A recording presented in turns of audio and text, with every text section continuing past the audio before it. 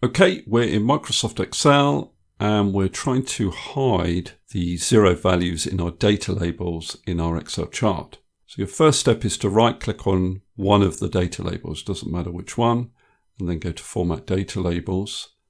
And that should open the Format Data Labels task pane on the right of your screen.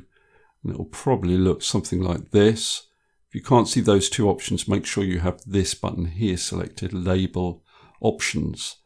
Expand number, and then you need to change the format code. So I'm going to delete what's currently in there.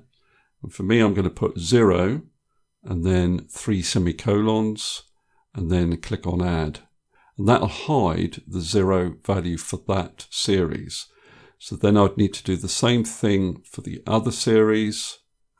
0, semicolon, semicolon, semicolon, add, etc. Now, the 0 worked for me because I'm only showing integer values. If, for example, you needed to show decimal places, say 2 decimal places, then it would be 0.00 and then 3 semicolons. If you're showing something like currency values, then what you could do is change this category to currency, and that will give you the format code for that. And then all you need to do is put your 3 semicolons after that. Now, the other thing you could do, if I just reset all of the formats, is actually format the data itself to hide the zeros, and then link these data labels to the source, and that will link the format.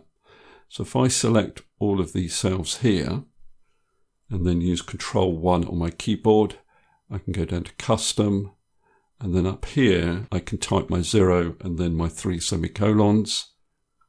Click on OK, and that hides the zeros there. And then all I need to do for each series is link to the data source. And that will hide the 0 values.